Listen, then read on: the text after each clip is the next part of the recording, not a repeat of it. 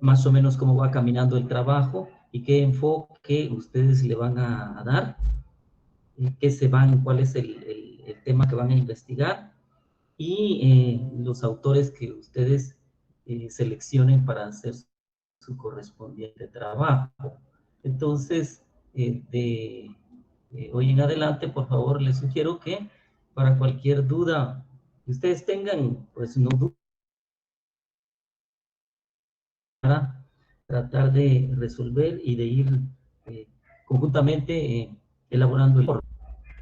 No importa la temática, como les digo, puse en ese instructivo, pero ustedes, de acuerdo a sus conocimientos, a sus experiencias o a sus intenciones de investigación, posiblemente se orienten por temáticas muy específicas, que es completamente válido, ya que en este curso se privilegia en gran medida la investigación. Eh, Principalmente la habíamos pensado de archivo, pero no se puede, entonces la vamos a hacer bibliográfica. Bueno, vamos a comenzar hoy la clase, compañeros, y vamos a revisar hoy algunos puntos claves que nos van a servir para entender el proceso de la Revolución Española en 1808 con el levantamiento frente al problema de la invasión española, la invasión francesa con Napoleón a la península y cuáles fueron los resultados que de eso derivaron. Nos va a servir estos elementos para comprender cómo esa sociedad española, incluyendo los territorios americanos, se van conformando y estructurando de tal forma que permiten la construcción de la primera constitución republicana. Bueno, no republicana, monárquica, porque la misma constitución se hizo en nombre del rey. Es decir, es una constitución que tiene características muy especiales y que ustedes con estos elementos que ya hemos revisado hasta el momento y unas lecturas más de Xiomara Avendaño, vamos a estar nosotros en la posibilidad de explicarnos algunos fenómenos principales y fundamentales que surgieron precisamente previo a la construcción y a la elaboración de las Cortes de Cádiz, de esa constitución que salió de las Cortes de Cádiz. Entonces, como se pueden dar cuenta, los distintos trabajos que ustedes hacen y recensiones que han hecho están orientadas precisamente a manejar los aspectos fundamentales de las lecturas, independientemente de fechas exactas, de otro montón de elementos muy particulares, que de luego son importantes para entender los procesos. Entonces, nos sirve de base para entender precisamente qué fue lo que ocurrió en las Cortes de Cádiz y cómo a partir de allí, por ejemplo, elementos novedosos como la representación en el aspecto político, como la representación, las votaciones, las elecciones y una serie de elementos muy novedosos que nos proponen en la Constitución de Cádiz, tienen mucha influencia en los procesos subsiguientes de la historia de América Latina y particularmente de Centroamérica. Eso es fundamental para nosotros, ¿no? En la medida en que el Reino de Guatemala conformaba una unidad dentro de la monarquía española y cómo poco a poco, a partir de prácticas y procesos muy particulares que se dieron y que no tenía exclusivamente origen en a principios del siglo XIX, sino un origen muy antiguo. Entonces, estas distintas provincias, con el transcurrir del tiempo, mediando, por supuesto, la Constitución Federal de 1824, se van constituyendo de provincias a estados. Y ya vemos nosotros aún en 1821, 1823, vemos una verdadera competencia y una verdadera tensión en las fuerzas políticas y una reestructuración de lo que es el Reino de Guatemala, lo que anteriormente había sido el Reino de Guatemala. Entonces, ahora vamos a ver, les voy a presentar algunas ideas del capítulo para mí muy importante en donde realmente se resumen algunos puntos que no debemos olvidar y que Xiomara Avendaño los da por sentado. Luego vamos a platicar un poco del escrito de ella para que ustedes Me imagino que ya han de haber comenzado la lectura del capítulo 1, que tenemos la actividad del próximo miércoles.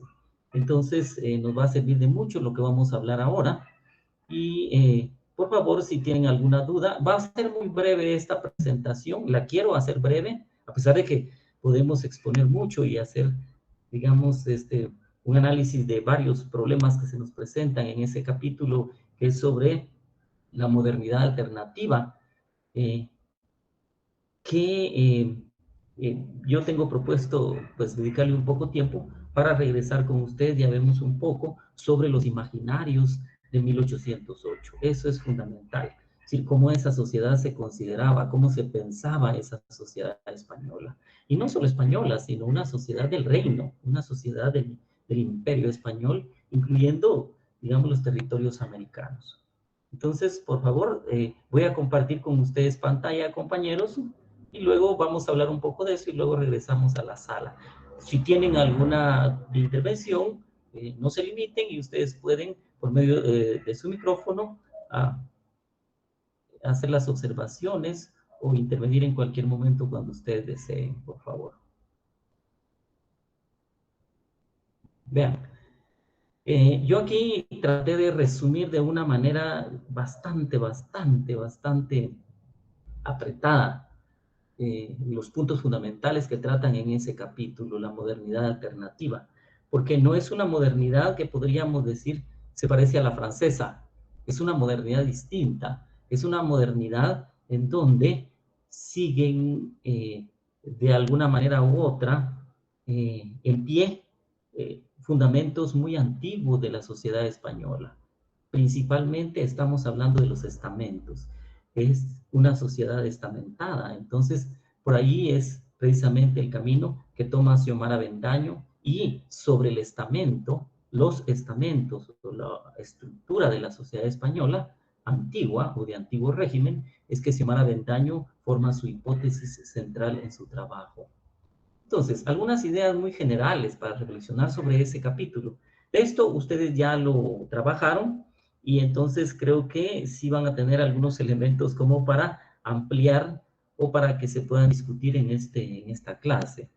Pues bien, una palabra importante que no hay que olvidar, que no es, digamos, propia y exclusivamente de la autoría de Xavier Guerra, pero sí es una palabra que la utiliza de una manera muy productiva, la palabra mutación. Eso es muy interesante. La mutación implica un cambio social en donde se desconoce cuál es el fin, pero al final de cuentas, en esas mutaciones incluyen avances, retrocesos, cambios, permanencias, modificaciones e hibridaciones.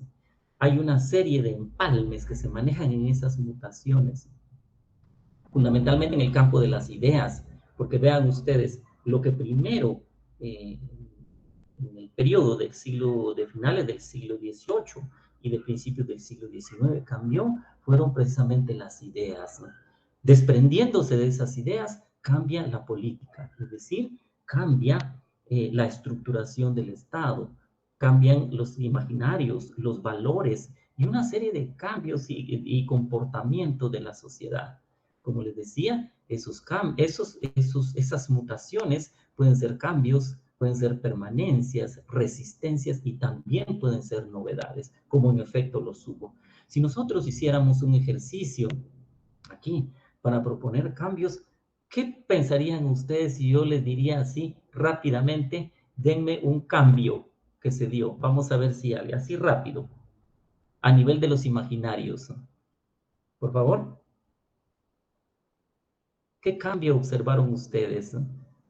Aquí ya estamos hablando precisamente de principios del siglo XIX.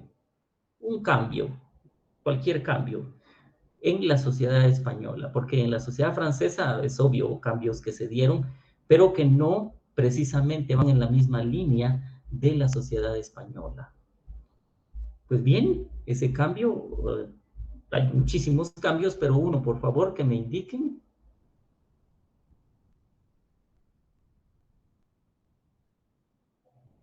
Compañeros, ahorita no puedo ver el chat, entonces mejor si desconectan su micrófono y mediando el micrófono, ustedes pueden participar, por favor, ¿no? Esos cambios, ¿qué cambio ustedes miran ahí? Lo mismo, podemos preguntar simultáneamente qué permanencias, qué resistencias y qué novedades hubo en esa época. Y esto porque ustedes ya lo trabajaron, ya lo analizaron, eh, según tengo entendido de los distintos trabajos que hemos entregado. Por favor, déjenme darle ingreso a un compañero o compañera.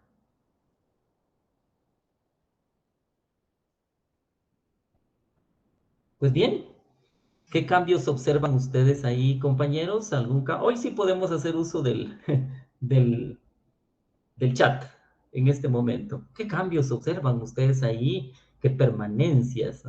A grandes rasgos, por favor.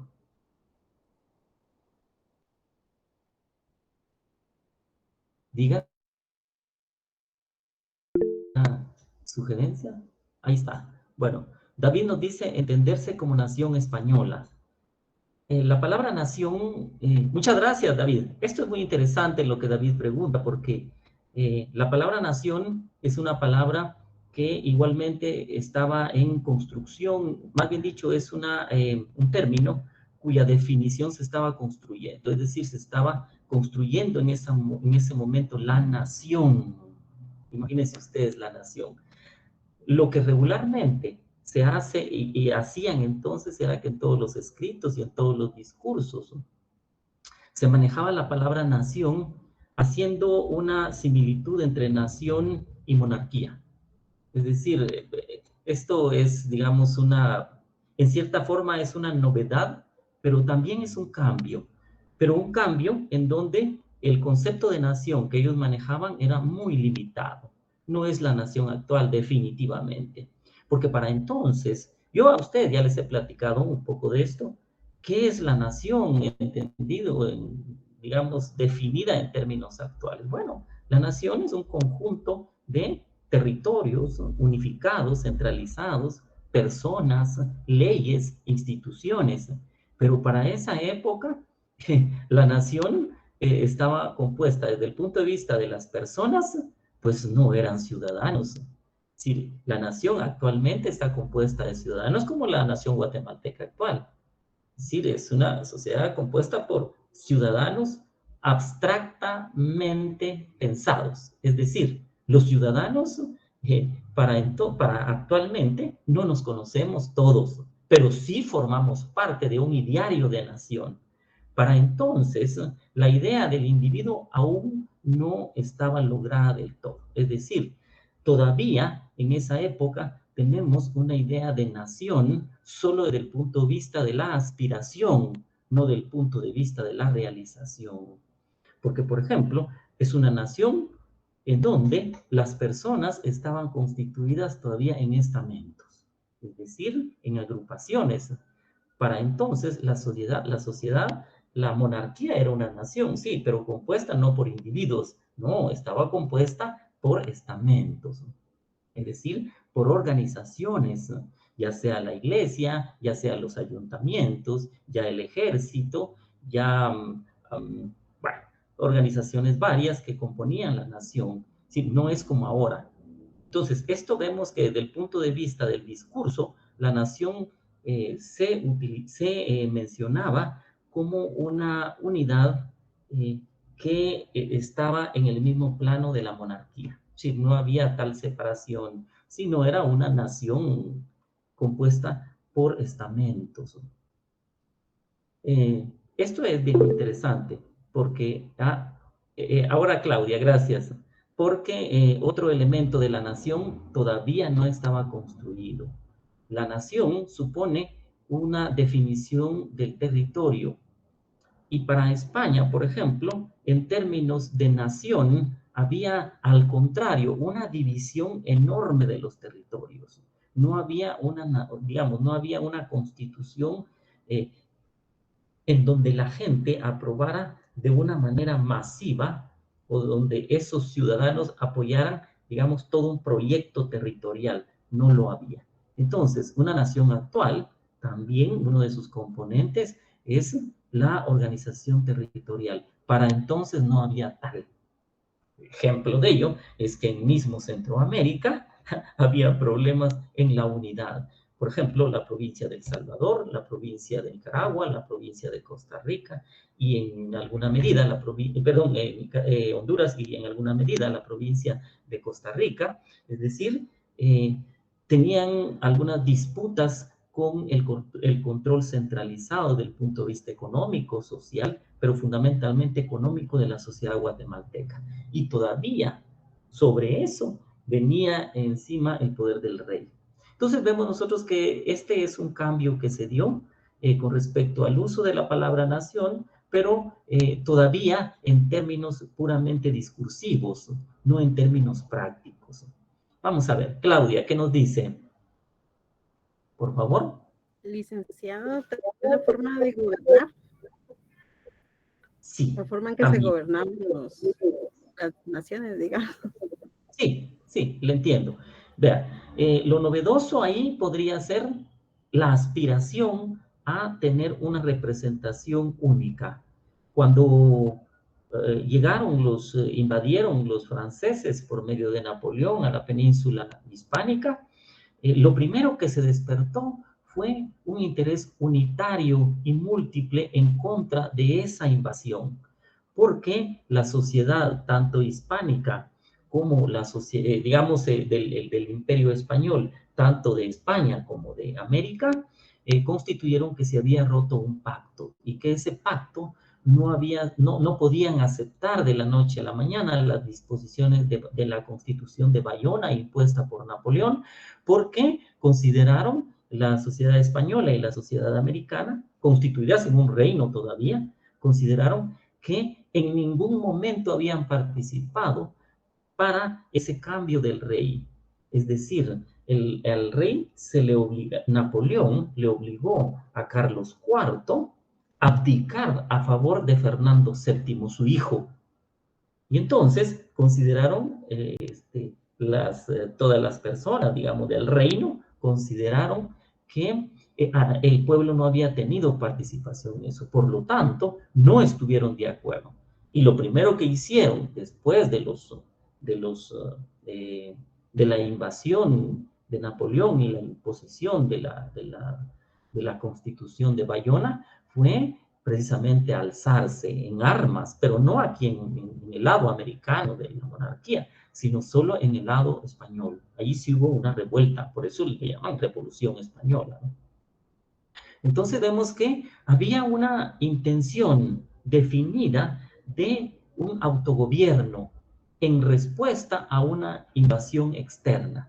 Entonces, sí había cambio de gobierno, efectivamente, como lo dice la compañera, sí había una intención de cambiar ese gobierno, pero lo que pasa es que había un gobierno definido, porque en ningún momento hizo hacer uso de los logros franceses para incorporarlo a la nueva organización de la nación a falta del rey. Algunos grupos españoles definitivamente, sobre todo liberales, radicales españoles, sí pensaban en eso. Ellos dijeron, no, inmediatamente, claro que sí, estamos a favor de la invasión, pero la mayoría no. Y bueno, digamos, un grupo que más estuvo en contra y que le juró lealtad al rey, eh, precisamente después de los acontecimientos de 1808, de la invasión por Napoleón, fue, bueno, el grupo de los americanos, definitivamente. Se juró inmediatamente la lealtad al rey. Sí, no hubo una propuesta divergente entre comunidades ni entre regiones en América Latina. Todos a favor del rey en ese momento, que el rey volviera y que había que rescatar la figura del rey. Pero eso es en principio. Entonces se dieron de tal forma y tan claramente que la misma Junta de Cádiz hizo posible despertar una serie de diferencias, pero sobre todo de una participación equilibrada de los dos pilares del gobierno español, tanto de España como de América. Entonces, sí es la forma de gobernar exactamente, una novedad, definitivamente es una novedad, pero de entre esa novedad podemos encontrar rasgos que no son tan novedosos también. porque ¿quién iba? Sí, había representación de América Latina, digamos, en las Cortes de España, de América en las Cortes. Sí, pero ¿quién iba a representarnos? Es otra cuestión. O sea, ahí es donde les digo que esas mutaciones, esos cambios, posiblemente en un mismo fenómeno veamos cambios, pero también veamos retrocesos y también veamos empalmes en todo esto. En la forma de gobierno definitivamente hubo un cambio. ¿Por qué? Por una sencillísima razón. Se rompió el pacto de antiguo régimen se rompió en el momento en que Napoleón invadió España, ¿sí? Hizo abdicar al rey Carlos IV y a favor de su hijo Fernando VII. Entonces, la gente, como lógica y naturalmente, deviene una forma de pensar frente a esas acciones políticas. Bueno, es que nosotros no autorizamos eso. Entonces, no juramos al nuevo rey, no nos hicieron jurar al nuevo rey. ¿Sí? Y entonces eso fue un acto obligado, decían. Y esa intervención extranjera precisamente la Revolución Española. A partir de ahí tenemos cambios completamente sustanciales en la política del gobierno de la monarquía. Vamos a ver, ¿tienen alguna otra duda, compañeros, sobre esto? Para volver, bien, dice, Ariel pregunta, ¿acaso el absolutismo dio paso a un gobierno cada vez más manejado por políticos en vez del rey? Vea, esto es una pregunta que tiene que ver mucho con el desarrollo de los acontecimientos. Sí, definitivamente dio paso el absolutismo español, dio paso, digamos, a un gobierno manejado. En este caso no era por partidos políticos como los vemos hoy, pero sí era por asociaciones y por intereses de agrupaciones. Por ejemplo, desde ahí comienza ya a verse la figura, perfilarse la figura que luego adquirió en América Latina con una connotación especial con los liberales y los conservadores, que al principio no eran partidos políticos aquí en América Latina. Los liberales y conservadores en el transcurso del siglo XIX se fueron reafirmando como agrupaciones políticas. En algunos casos, según tenemos varios escritos sobre estas definiciones y el actuar de estas dos agrupaciones, eh, pero se considera que los liberales y los conservadores, según algunos autores, durante el siglo XIX, tanto para Centroamérica como para otros países, no había una diferencia, más eran las similitudes que tenían con objetivos que diferencias. Entonces, eso lo vamos a ver más adelante. Hay una autora que se llama Sonia Aldas, ella es española, ella ha escrito sobre esas diferencias, hizo un debate sobre liberales y conservadores y bueno, al final, ¿saben qué nos dicen? Que tenían el mismo objetivo, liberales y conservadores. Y efectivamente, ¿cuál era el objetivo de los liberales y conservadores? Casi el mismo objetivo que tenían en el momento de 1808. Era la constitución de en este caso, tenían la constitución de o reafirmación de una monarquía para España. Y los conservadores ya aquí en Centroamérica del siglo, digamos, de 1820 en adelante, y liberales, también tenían objetivos comunes, que era la formación de una república a la usanza europea, ahí sí, a la usanza de Francia.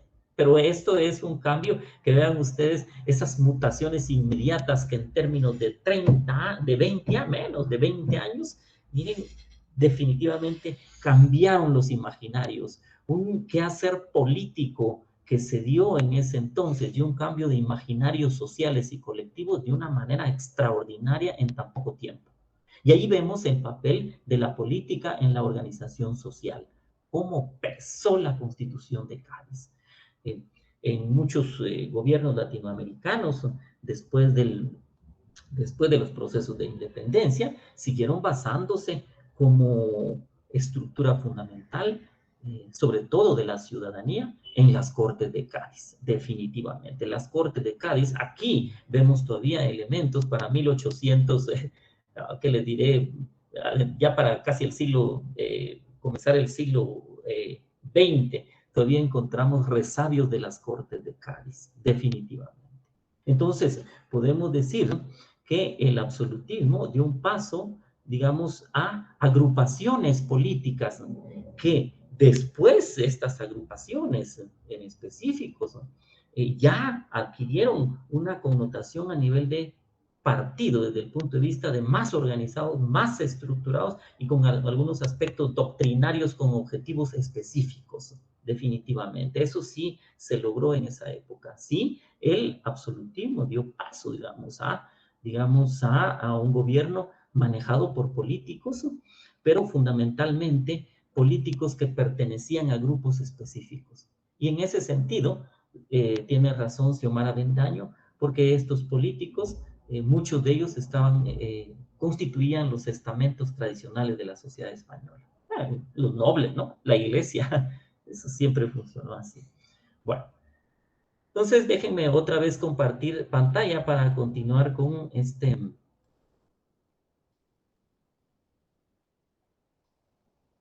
estas cuestiones que tenemos aquí. Muy bien.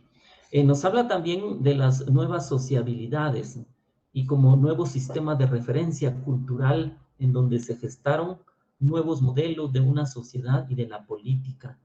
Entonces, ¿qué formas y lugares tenemos? Recuérdense que anteriormente las sociabilidades tanto la sociedad española y la sociedad francesa, las sociabilidades de antiguo régimen eran, básicamente estaban en un mundo en donde el espacio público era muy reducido. Es más, el espacio público era un medio para hacer más espacios privados. Vamos a ver. ¿Por qué decimos que es un espacio público? Estas nuevas sociabilidades lo que trataban de hacer es un espacio público de discusión de la política, definitivamente. Entonces, las formas fueron muchas formas que se dieron, abundaron muchas más formas de sociabilidad en Francia, en tanto que había una disposición en contra de los privilegios de antiguo régimen, contra el rey y contra la iglesia. Y esto hizo posible que esas sociabilidades se desgranaran y cayeran hasta en lo más digamos, bajo de la sociedad, es decir, incluyendo a la población en general o digamos, a los sectores populares. Sin embargo, aquí, tanto en España inicialmente y luego en el Reino de Guatemala, esas formas de sociabilidades, vemos nosotros que hasta el proceso de independencia y bastante tiempo después, digamos, no ingresaban a esas sociabilidades la gran cantidad de personas que ingresó en Francia a estas nuevas reuniones. ¿Por qué? Porque, bueno, estas formas de sociabilidad, por ejemplo, tenían que ver mucho con el grado de alfabetización, de lecturas, y recuérdense ustedes que un medio fundamental para las nuevas sociabilidades fueron los periódicos, es decir, fueron los escritos públicos. Eso es una vía para la sociabilidad, pero en países o en regiones en donde la gente no sabe leer y escribir, está fuera de esas sociabilidades. No podía informarse más que por relatos orales, ¿no? Entonces, vemos nosotros que una de las formas tradicionales era precisamente el periódico. Otra de las formas eran reuniones presenciales, ya sean en el caso de Francia, pero también se dio en España, tertulias, pláticas ocasionales en parques, en tabernas, reuniones en casas de alguien, en donde aquí ya se discutían elementos de cultura, de política que atañe a todos en esa época tenía que ver con todos los sectores de la población. Entonces, vemos que las formas fundamentales estaban de acuerdo también a esos lugares, en donde, específicamente en donde, digamos, tenían un fin de discutir. Yo vamos a ver, no tengo aquí, en la página 100 de Xavier Guerra, ustedes leyeron un párrafo muy interesante sobre un periódico en Sevilla que sacó en 1793, algo bien interesante, en donde dice es que lo que pasa que, entre otras cosas que mencionaba, dice, es que hasta las putas hablan de Robespierre, imagínense ustedes. Sí, sí, ahí se ve de una manera clara cómo esta sociabilidad ya no solo se mantiene en el ámbito de los grupos altos de la sociedad, sino se va desgranando poco a poco. Aquí en América Latina eso no sucedió pues, durante mucho tiempo. Sin embargo, en España habían grupos que sí promovieron sociabilidad. Es más, el Estado absoluto español promovió esas sociabilidades y las promovió porque le era conveniente. Por ejemplo, en la medida que estaba manejado por los Borbones, les parecía de mucha utilidad para el logro de sus fines. Por ejemplo, fundar las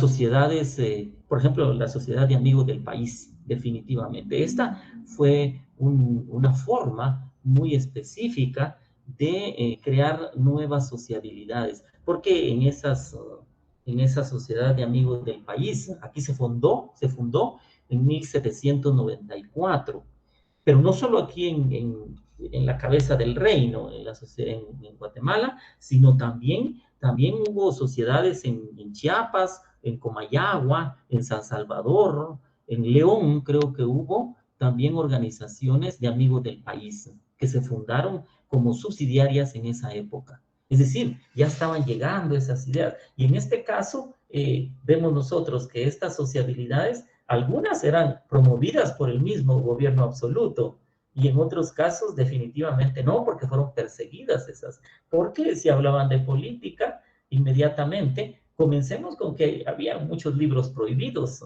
muchos libros que, por ejemplo, para Francia, ya se habían publicado libros exclusivamente contra la iglesia, enarbolando la razón como la forma principal de acción humana y no la iglesia. Y esos fueron prohibidos por el absolutismo español, es decir, por la monarquía española, aquí y en misma España fueron prohibidos porque resulta que allí no estaban contra la iglesia. Muchos las formas de sociabilidad fueron perseguidas.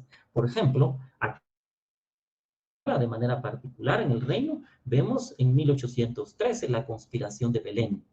Es una forma de sociabilidad que se dio porque se reunieron privadamente, porque no era un espacio totalmente público, porque si no, no hubiera sido perseguido. Y sin embargo, fueron apresados, no era legal esa forma de sociabilidad.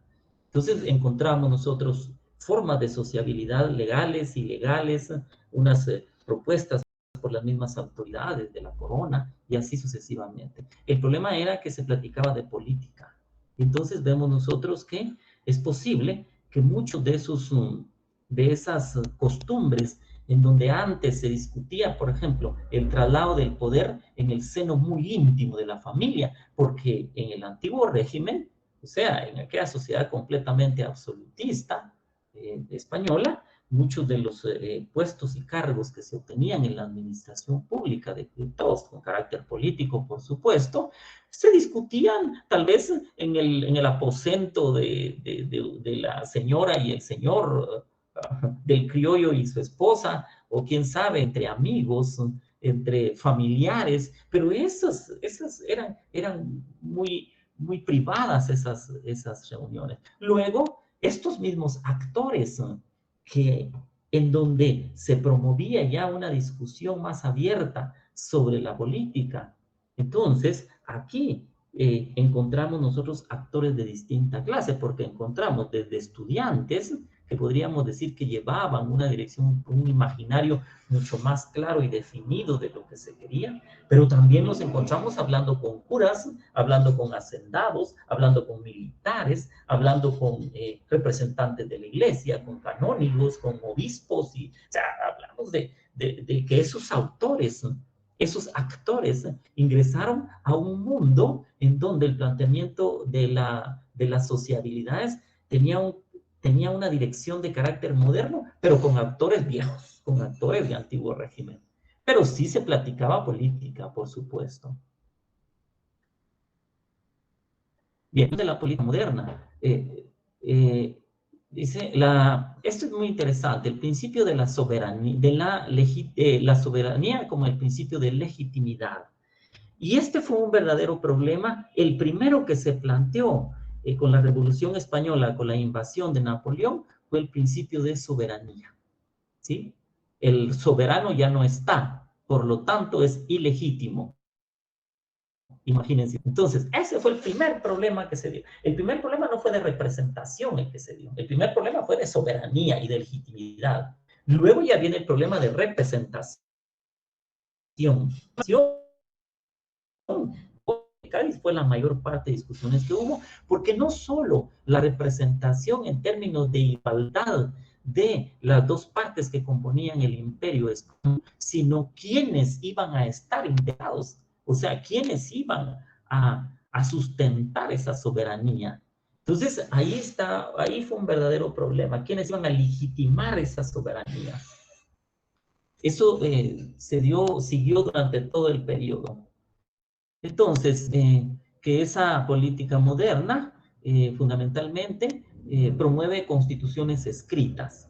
Y es obvio y es clarísimo que una de las máximas representaciones de la modernidad en España y en el caso de América fueron las Cortes de Cádiz, que promulgaron la primera constitución de Cádiz. Aunque podríamos decir nosotros que esta constitución de Cádiz ya terminada, ¿sí? Se llenó, o sea, se rellenó con una serie de bases que podríamos decir que constituyeron las primeras constituciones de estos lugares, ¿sí? Porque, por ejemplo, todas las instrucciones que llevaba Antonio de Larrazábal, las instrucciones que llevaban toda esta gente de Perú, de Nueva España en México, los de Chile, los de Ecuador y todos los representantes en diputaciones, ¿sí?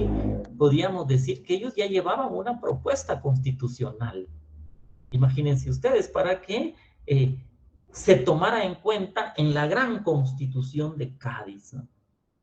Lo que determina esa política moderna son las actas fundadoras de sociedades, definitivamente. Y la gran acta fue la Corte de Cádiz, la Constitución de Cádiz, constituida como una constitución, sí, pero monárquica, es decir, de la monarquía. ¿Por qué? En definitiva, según reza el documento, en ausencia del rey, pero en nombre de él. Entonces no estaba el rey, pero bueno, se actuó en el nombre del rey. Y todos los rituales que precedían a las reuniones se hacían los rituales en nombre del rey, porque ya le habían jurado lealtad todos. Ahora, aquí es un poco lo que el compañero creo que preguntaba también. Y aquí ya vemos nosotros grupos especializados en la acción política. Ya, definitivamente, encontramos aquí ya grupos que todo su trabajo, su oficio ya constituyen dedicarse a esto. No todavía con el carácter de partidos, como actualmente lo entendemos, pero sí como una práctica que se fue generando desde ese entonces. Y desde luego cambió el lenguaje político. Eso fundamentalmente cambió en la medida que va cambiando toda una serie de imaginarios novedosos.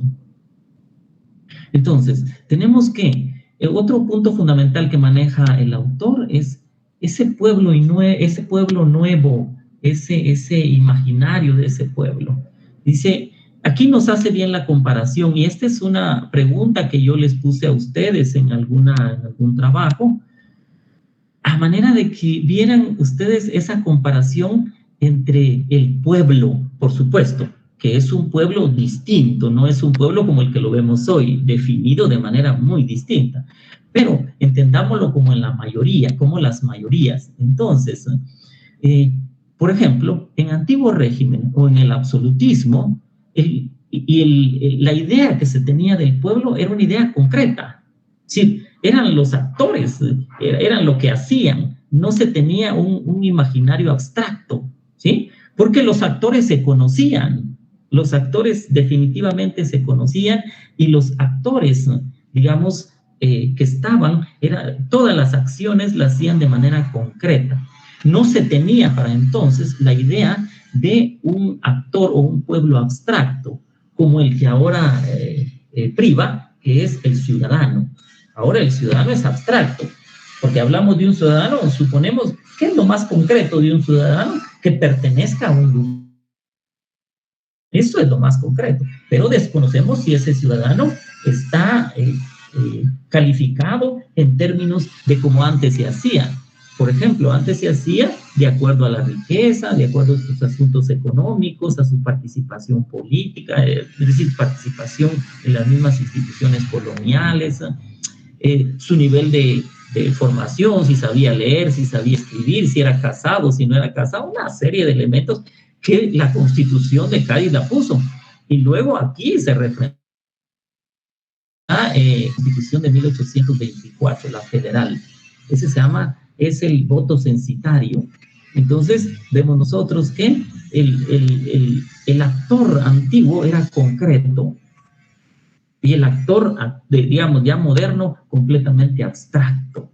¿Sí? Es un actor que se desconocen sus nombres, porque está actuando en nombre de una nación. Anteriormente, por eso es que la figura de don Antonio de Larrazábal y otro montón de figuras que fueron muy determinantes para esa época, por ejemplo, en el caso de Luis Aycinena, son muy importantes porque ellos eran actores concretos en una sociedad de antiguo régimen, en una sociedad absolutista.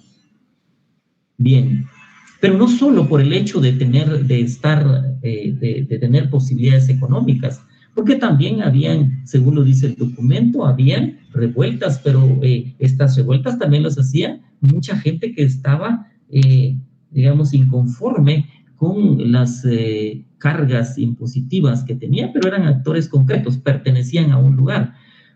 Digamos, anteriormente era muy importante para el antiguo régimen o para el Estado absolutista determinar que ese ciudadano, ¿sí?, debía ser concreto porque debería pertenecer a un lugar. Esa pertenencia a un lugar lo hacía más concreto todavía. Ahora, el ciudadano moderno, como lo vemos hoy, es abstracto, indistintamente de donde viva, dentro de la nación es un ciudadano. Y anteriormente no era así. Ustedes no me dejarán mentir cuando uno llega a los documentos de archivo, y entonces ustedes a finales del siglo XIX, no, toda la colonia, y durante el principio del siglo XVIII, XIX, vamos a encontrar en donde era un verdadero honor sentirse citadino o sentirse parte de la... Por ejemplo, encontramos tratos, compras, ventas y un montón de transacciones que hacían los criollos, ¿sí? Y eran vecinos, ¿de dónde? De la ciudad de Santiago, definitivamente. La ciudad de Santiago les daba una autoridad a ellos concreta para pertenecer a un imaginario del pueblo. Bien. Estamos, entonces, los actores sociales del antiguo régimen básicamente privaban vínculos de carácter por costumbre, familia, clientelar y amistad. Esos eran los actores, básicamente, del antiguo régimen o los actores del Estado absolutista. Es decir, pesaban mucho las relaciones amistosas, las relaciones entre clientelares, no digamos familiares, dadas por la costumbre, por la tradición, como por ejemplo la venta de cargos, ya sea eclesiásticos o ya sea civiles y todo ese tipo de cuestiones. Eso era de antiguo régimen.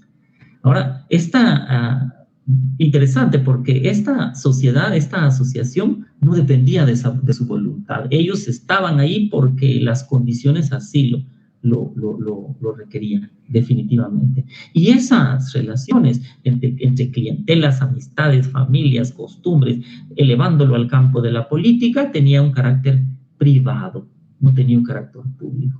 Contrario a los actores modernos, en donde necesitaban destruir todo eso y crear un espacio público favorable. Y el espacio público era el que activaban precisamente las sociabilidades. Entonces, estos actores modernos extraían la legitimidad de esa asociación misma. Eran familias, eran amigos, eran conocidos, muy conocidos, íntimos, digamos. Y tenía que ver mucho con la... en el caso de los modernos, de los actores modernos, al contrario. Aquí es distinto, porque aquí ya priva la intención y el razonamiento individual. Es distinta la situación que se da. Entonces, la legitimidad se extrae de la asociación misma, es decir, se extrae del objetivo que se tenga y de la idea de participar en un grupo. Entonces, ese actor moderno, ¿sí?, está compuesto por individuos asociados, pero individuos en el sentido de que el individuo elige estar ahí o elige no estar, no como los actores antiguos, que ellos no elegían dónde estar, sino ahí estaban, punto, ya, pues. Pero en el caso de las sociabilidades activan la construcción y el desarrollo de ese individuo en términos de razonamiento para que participe de manera voluntaria en las sociedades y, por supuesto, en las distintas agrupaciones. Y, por supuesto, aquí estos definitivamente es producto de la ilustración originadas por la razón. Sí, sí. Entonces, si es originada por la razón, pues hablemos de política, que era lo inmediato que tenemos, ¿no? Cómo gobernarnos entre nosotros.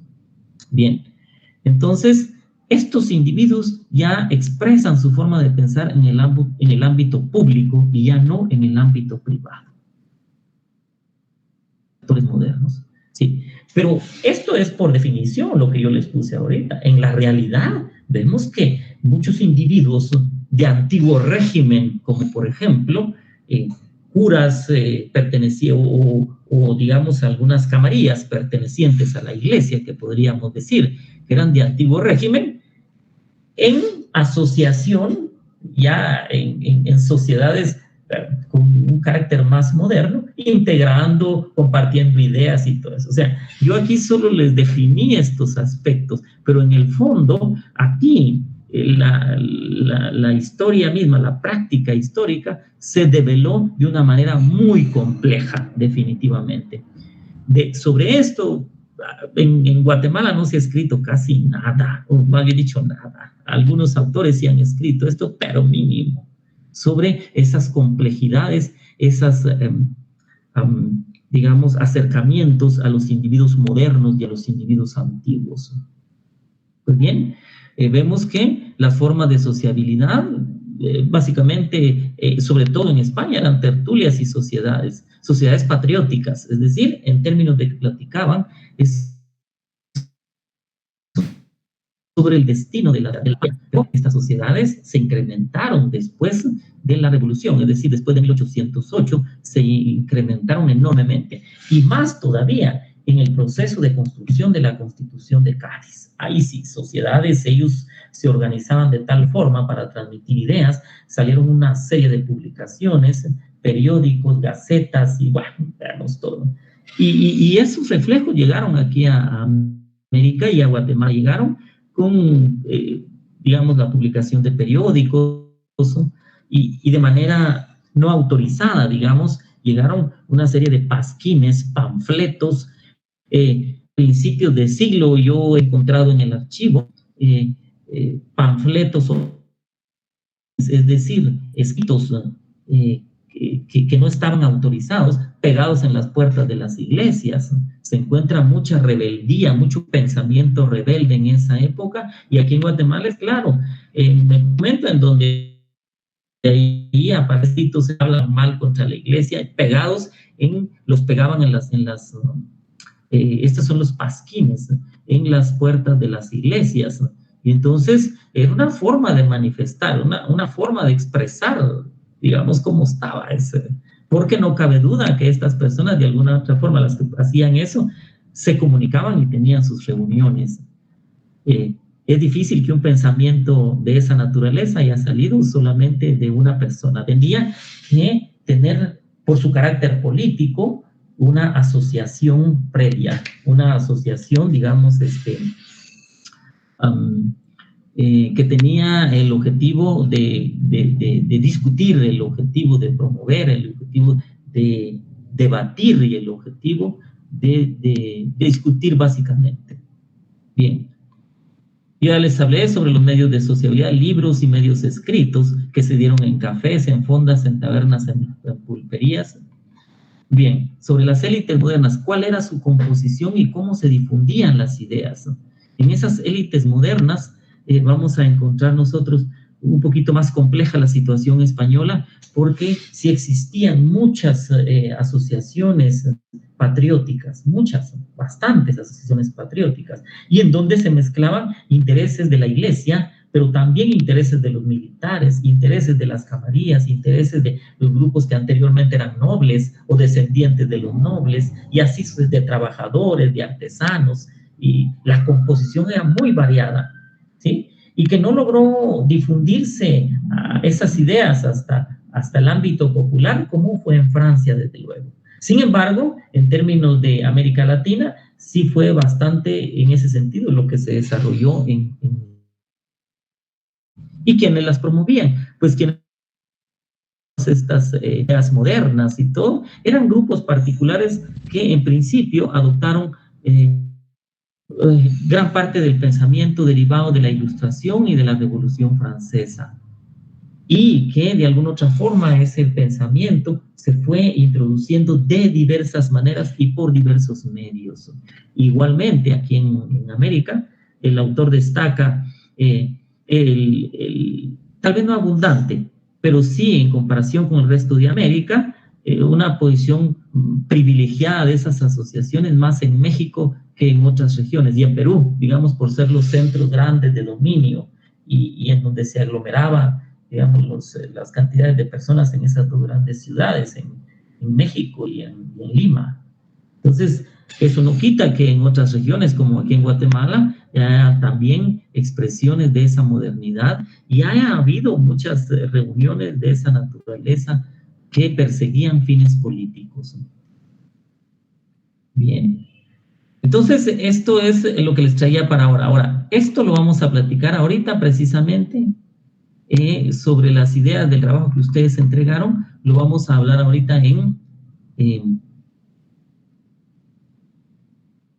al aula aquí. Pues bien, vean, eso era lo que yo en términos generales les quería proponer, y que eso es lo que prevalecía en esa época, en la época de la Revolución Española, en donde los grupos españoles se organizaron de tal forma en juntas, aunque la primera intención de los españoles fue rebelarse contra la imposición de la Constitución de Bayona, pero había que centralizar la acción, porque todavía se venía con la idea también de que la dirección del Estado absoluto es unitaria. Entonces, esa es la idea que venía, ¿sí? Entonces, en sustitución a eso, se manejaron discursivamente con mayor proliferación las ideas de la nación. Eso sí, un rey representante de la monarquía y de la nación. Y entonces aquí es donde comienzan elementos muy interesantes. Principio, una lucha por la soberanía, y luego una lucha por la representación, es decir, como no estaba el rey, lo que se propusieron fue armar juntas para esas juntas darle legitimidad a una asamblea o a una junta general, en vista que no estaba el rey. Y entonces eso ya despertó toda una serie de modificaciones, de cambios. Inmediatamente fue requerir de las distintas provincias que formaban el reino representantes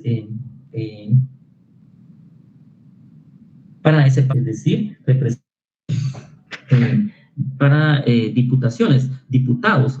Pero el sistema que para la elección de diputados también era una elección de diputados muy antiguo todavía. Y esa elección de diputados la tenían que hacer los integrantes de las ciudades o de los cabildos. Eso es régimen antiguo, ¿no?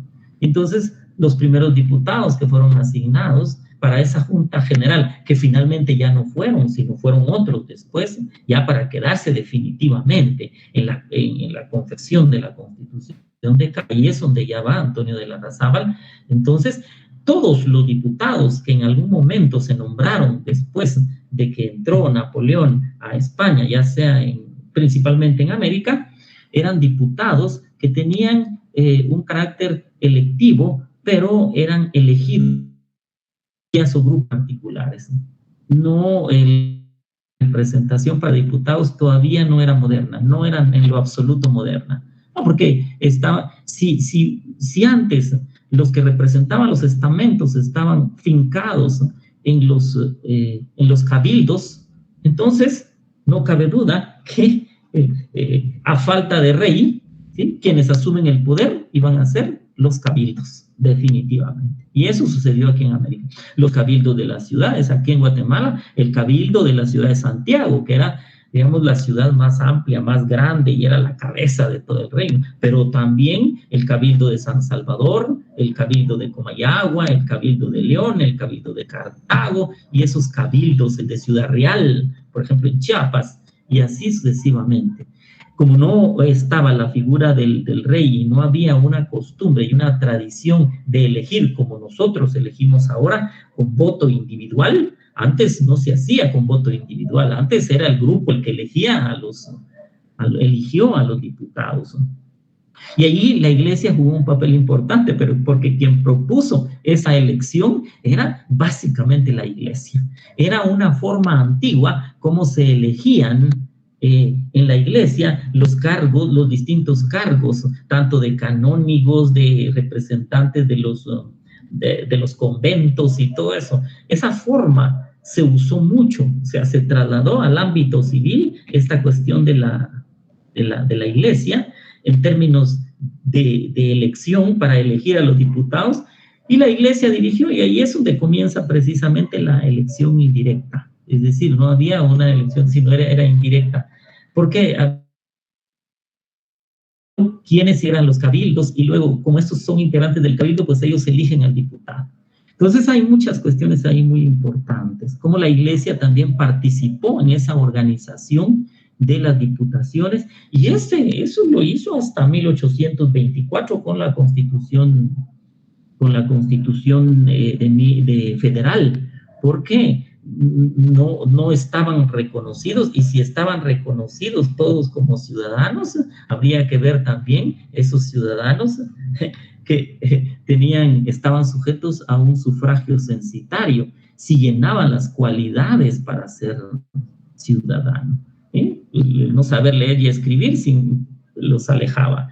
En otros términos, en términos económicos, el tener bienes y disponer de rentas anuales y todo eso, sí, pues eso sí. Y entonces así sucesivamente.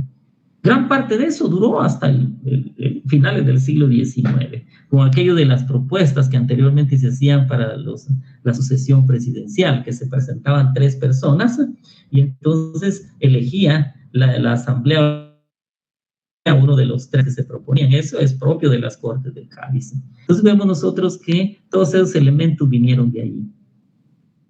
Bien, entonces les decía yo con respecto a estos nuevos, a este trabajo que ustedes entregaron recientemente, el día, hace poco, el día 4 creo que fue de agosto, en donde se trataba de hacer una síntesis del imaginario que se tenía de diversos actores en esa sociedad. ¿Cuál era el imaginario que se tenía del rey? ¿Cuál era el imaginario que se tenía de los vasallos, de la monarquía, de la nación, de la historia y de la religión? Ahora vemos nosotros que son imaginarios que todavía tienen un fuerte carácter absolutista o carácter de antiguo régimen.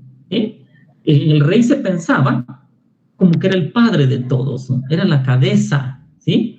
Y los vasallos y todas las demás poblaciones que formaban, digamos, el reino, eran como las partes del cuerpo. Digamos, ese sistema orgánico del rey, digamos, todavía estaba en términos de imaginario presentes, todavía estaba presente, ¿sí? el rey y sus hijos, como un padre con sus hijos, ¿no? Claro, ahí tenía que ver mucho la iglesia, en el sentido de cómo la iglesia concebía las relaciones familiares, las relaciones políticas. La misma iglesia promovía, digamos, bueno, no se había deslindado por completo de, digamos, la intervención que anteriormente tenía en la política, sino casi era una sola. Y entonces tenían imaginario. Por ejemplo, en el caso de los vasallos, el imaginario de los vasallos que tenían era un imaginario de lealtad. Había que ser leal al rey.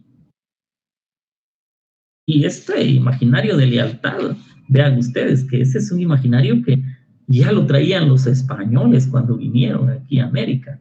Es un término que es más, en el siglo V lo introdujeron los bárbaros y los germanos, introdujeron esta lealtad precisamente al Imperio Romano. O sea, esto viene desde mucho tiempo atrás, pues.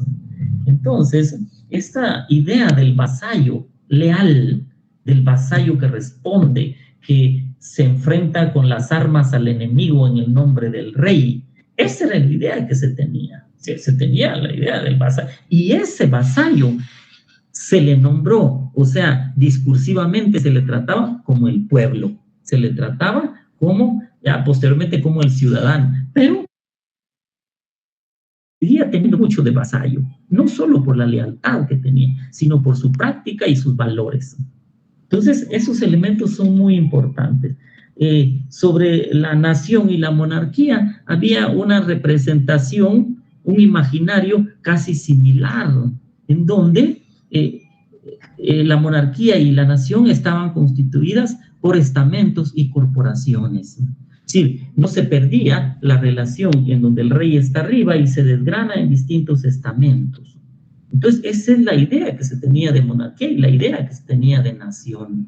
Digamos, aquel desgranar, componerse en diversos, no solo territorios, sino jurisdicciones políticas, en donde, constituido por virreyes, gobernadores, y todo este tipo de cuestiones, expresaban de una u otra forma la unidad de la nación. Y estas grandes jurisdicciones, fincadas en ciudades, eso era precisamente el centro de la atención de la nación, porque, por ejemplo, como ya no estaba el rey, bueno, ¿quién sucede? ¿Sí? No le iba a una nación moderna porque no existía la nación como tal, lo que existía era en la práctica una organización política en cabildos. Y nos dice Xiomara Bendaño, principalmente dice que, bueno, a falta de rey, cabildos, que eso era lo único de que se podía echar mano, y de eso se echó mano. Esto tiene que ver mucho con la organización posterior de todos los estados latinoamericanos y específicamente de los estados que se desprendieron y que constituyeron las antiguas provincias de Guatemala, del Reino de Guatemala. Digamos, una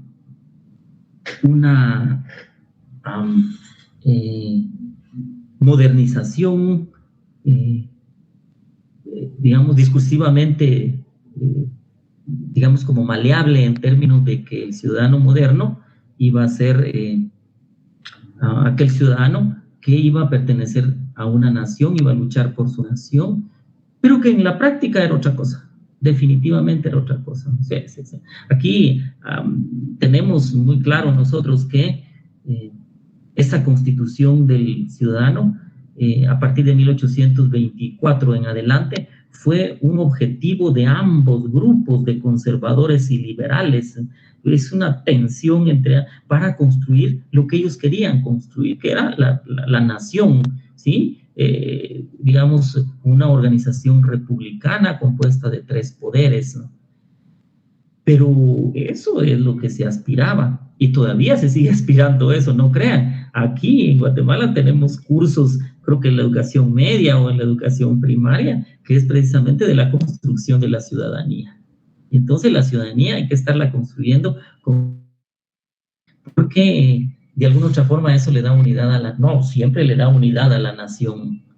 Entonces, esto de ciudadanía, por ejemplo, tuvieron que venir los segundos liberales para imponer una serie de cambios más drásticos todavía. Ahí sí, ya no se hacían uso, ya de 1871 con Justo Rufino Barrios, ya no se hacía solo acopio de las leyes dispersas, que muchas de ellas tenían que ver con Alfonso el Sabio, aquel español, digamos, rey que promovió leyes muy antiguas y que tuvieron vigencia durante toda la colonia.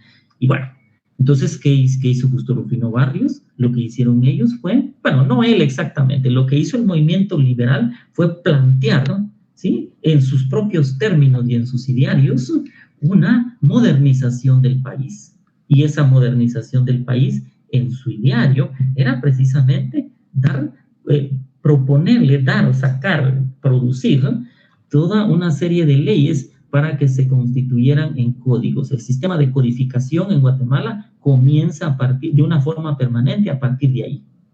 A partir de, entonces ya sale el Código Civil, que es el que está vigente ahora con algunas modificaciones. Creo que ese Código Civil de 1877 se modificó en 1933, luego, no sustancialmente, porque la misma estructura la sigue teniendo. Derechos individuales, legitimación de la propiedad privada, de los derechos de la familia, y todo este tipo de elementos novedosos que vienen a raíz de 1877. Hasta esa fecha, digamos que cambia el entorno de cómo considerar en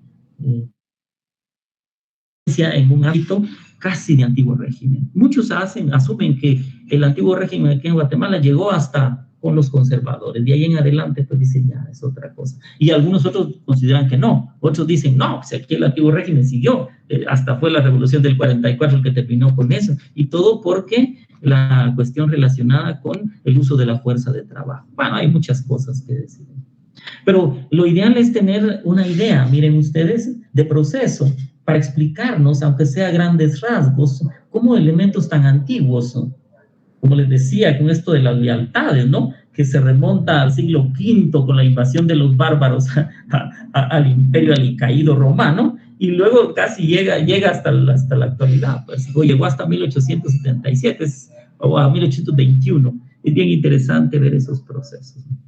Bueno, con el asunto de la historia, como siempre, aquí es un caso bien curioso y bien interesante también lo que plantea el autor con respecto al imaginario de la historia para la construcción de la nación. Esto es muy interesante, porque en ese sentido fue moderno del todo. Ahí sí, definitivamente. ¿Por qué? Porque las naciones se construyen, es decir, en términos de que se persigue la unidad, la centralidad del poder, las naciones lo que persiguen es esa centralidad del poder, tomando y retomando todos los elementos y sobre todo a los actores sociales constituidos ya en ciudadanos, y que estos actores sociales piensen que tienen un pasado común, un presente común y un futuro común. Entonces, para que eso se dé y para que eso se logre, entonces se recurre a la historia, definitivamente. Se recurre a los hechos del pasado, ¿sí? Como actualmente, vean ustedes, con esa situación de la celebración del Bicentenario en términos oficiales. ¿Qué es lo que hicieron ahí? Fueron a dar el inicio, digamos, a la celebración, o lo dicen de dos maneras, ¿sí? Haciendo, digamos, uso de la historia. ¿Y a dónde se fueron a hacer eso? Pues a Isinché creo que hicieron eso. Sí, porque de alguna forma es un lugar como muchos otros lugares en donde el pasado nos une, ¿sí? A pesar de que yo particularmente no estuve de acuerdo que lo hicieran ahí, y tampoco otra gente, pero que esto es muy importante, esos elementos antiguos que se toman para formar la nación, para que haya una idea común en los criterios que se establezcan y en todo lo que se haga. Entonces, muy importante. Entonces vienen los españoles y lo que hicieron ellos es tomar su historia. Entonces se fueron muy lejos, se fueron en batallas. Yo creo que hasta los visigodos tuvieron que tocar ahí para hacerse de su unidad nacional. Y eso en todo ocurre, eso todo Estado moderno lo tiene. Y bueno, el imaginario de la historia, ¿no? Y el imaginario de la religión siempre ha estado, digamos, desde el punto de vista, no solo en términos morales, sino en términos de una participación, desde el punto de vista político y económico, muy activo, y que de alguna otra forma sustanciaba la necesidad de la presencia del rey. Sí, claro que sí. Porque el rey era, digamos, era en términos de estado absoluto, era una dádiva divina, pues era una cuestión de Dios, y eso es lo que manejaban las monarquías, ¿verdad? Entonces, muy interesante todo eso. Va, grandes rasgos. Ahora, si tienen alguna pregunta o cómo les pareció el texto, porque con esto damos por cerrado la lectura de Xavier Guerra, estos tres apartados de Xavier, indudablemente en el examen parcial. Y hasta lo que hemos visto hasta esa época del examen, antes del examen parcial, va a entrar en ese instrumento que vamos a desarrollar ese día del examen. Entonces, por favor, ¿alguna otra duda o algún planteamiento que tengan para ampliar un poco o para yo conocer y saber más sobre su opinión al respecto? Por favor, compañeros, pueden levantar la mano o escribir en el chat. Aquí no hay ningún impedimento por el momento. Vamos a ver. ¿Alguien quiere participar, muchachos?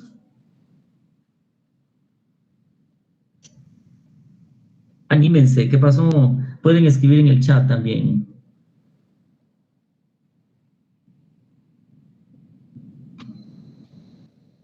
Aunque vemos nosotros que esto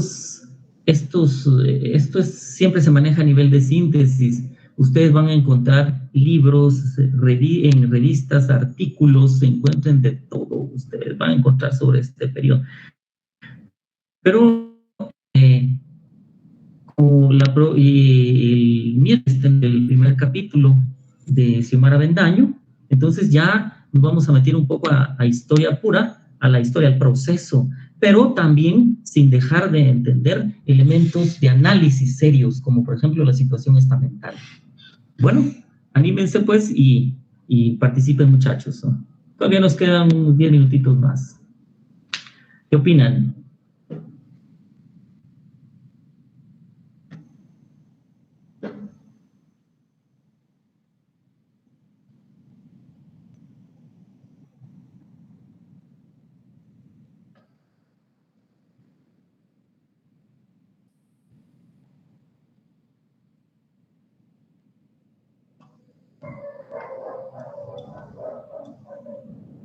Bueno, vean, entonces no hay que olvidar algunos puntos esenciales desde que comenzamos a hacer las lecturas. Uno, el papel del Estado absoluto, porque estamos así.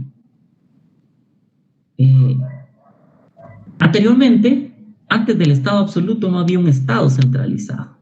Ahí lo que había no había un Estado moderno, digamos, como se le ha nombrado en la historiografía universal. Lo que había eran organizaciones fundamentalmente dirigidas por agrupaciones monárquicas o por monarcas, por reyes. Y entonces ahí lo que se manifestaba era una forma de organización estamental.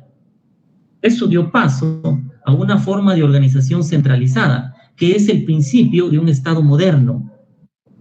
Este Estado absoluto, que ya es un indicio de un Estado moderno en tanto que maneja la figura de la centralización, maneja la figura, por ejemplo, de establecer una burocracia un poco más firme y más sólida, más amplia, ¿sí? En términos de que negocia, de que un rey ya negocia en nombre de un Estado con otro Estado y así sucesivamente. Entonces, estos elementos son novedosos. Ahí es donde comienza el Estado, el origen del Estado moderno.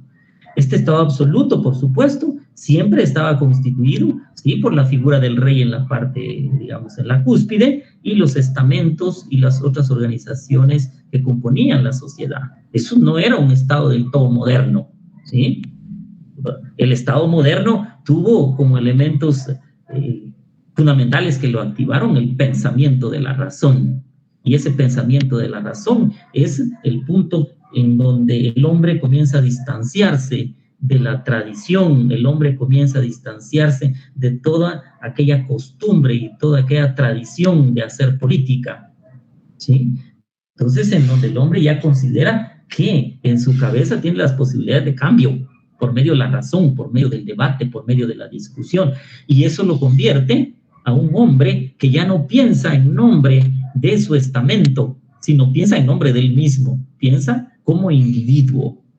Y a la hora de pensar como individuo, tiene la necesidad de reunirse con otros individuos y llegar a consensos, llegar a ideas comunes, a planteamiento de ideas comunes, ¿sí? Y donde más se manifiesta esto es en la política. Y entonces, esto ya es una forma de cómo han avanzado un poco más las ideas para la constitución de un Estado moderno. Pero desde luego, ahí es donde entra la Ilustración y la Revolución Francesa y, digamos, la Revolución Norteamericana en términos de cómo organizar y estructurar el poder político en donde todos los ciudadanos participen. Bueno, pues entonces ahí se la ingeniaron y ahí es donde es precisamente una invención de los franceses, como dicen, ¿sí? Porque ellos actuaron sobre la posibilidad de cómo iba a ser un Estado. Y entonces ahí es donde, bueno, los tres organismos, ¿no? Para que no haya una dictadura permanente o que haya posibilidades de que estos tres órganos del gobierno expresen los intereses de todo el que representa esta nación. Entonces, ese hecho ya nos lleva mucho más adelante en la constitución de un Estado moderno. Pero como no todo se hace exclusivamente en términos de la vía francesa, sino también, a pesar de que España lindaba y digamos, linda y tiene una frontera muy cercana, es una sociedad muy cercana a la sociedad francesa, las influencias fueron bastantes. Pues. También la sociedad española tuvo sus modificaciones, sus cambios y todo eso, con estas diferencias que hemos notado recientemente sobre las revoluciones tanto hispanas como hispanoamericana como la revolución francesa.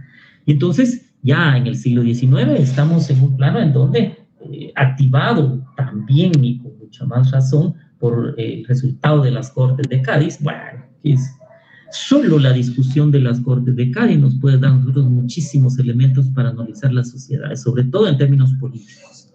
No digamos en términos económicos, todo eso, porque, claro, era una constitución que surgió para resolver todo el problema de la monarquía.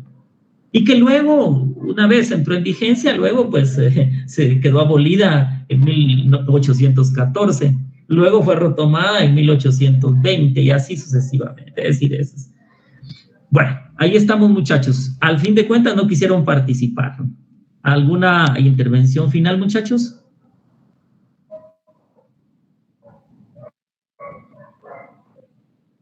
Bueno, entonces, vean, estoy pensando que el examen parcial lo vamos a hacer así. Vamos a usar la plataforma y ustedes van a estar haciendo su examen. Esta plataforma que estamos usando ahorita y el examen se los voy a poner en la plataforma Moodle para que estemos en las dos. ¿Sí? Bueno. ¿Está bien, muchachos? Marisol. Ah, bueno, qué bien. Les quedó bastante claro, dice. ¿Está bien, Jorge? María José Valenzuela, siempre, gracias.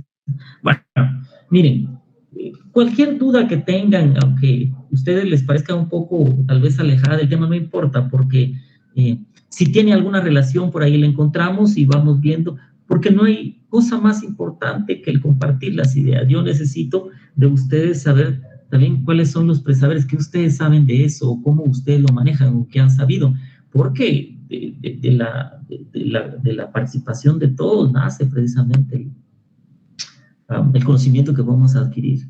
Yo necesito conocer también qué es lo que ustedes saben de esto. Miren, aunque leamos todos el mismo documento, pero no todos lo vemos de la misma forma, no todos sacamos las mismas conclusiones, aunque sea una pregunta directa para todos sobre el mismo documento, yo sé que van a poner todos con alguna diferencia sus respuestas, y eso es importante. Pues bien, entonces yo creo que lo dejamos por ahí, muchachos, porque ustedes ya tienen la clase siguiente. Y entonces, siempre estén atentos para el miércoles. Siempre a las 5:30, por favor, les voy a poner la tarea para resolver ese día. Y bueno, entonces nos seguimos viendo y hasta el miércoles. Se me cuidan. Muy buenas noches. Buenas noches, Lick.